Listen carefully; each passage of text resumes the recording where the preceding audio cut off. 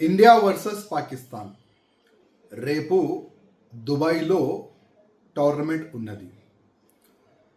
యావత్ భారతదేశంలో ఉంటున్న ప్రతి ఒక్క దేశభక్తుడు అసలు ఈ పాకిస్తాన్ నుంచి మనం ఎందుకు ఆడాలి మ్యాచ్ అని అందరు కూడా వ్యతిరేకిస్తున్నారు.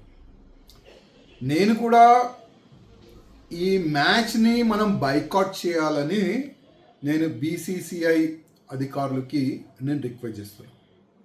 ఎందుకంటే ఎక్కువ రోజు కూడా కాలేదు.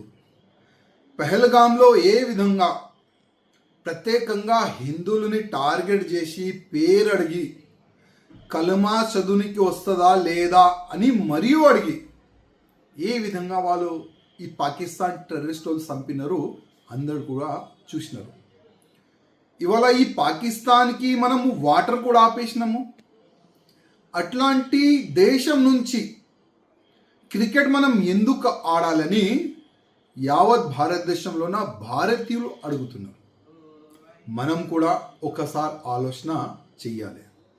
ఎందుకంటే ప్రధానమంత్రి మోదీ గారు ఏ విధంగా పెహల్గాం పైన అటాక్ అయిన తర్వాత సింధూరు ఒక పేరు పెట్టుకొని పాకిస్తాన్లో గుసాంచి టెర్రరిస్ట్ అడ్డలపైన కానీ పాకిస్తాన్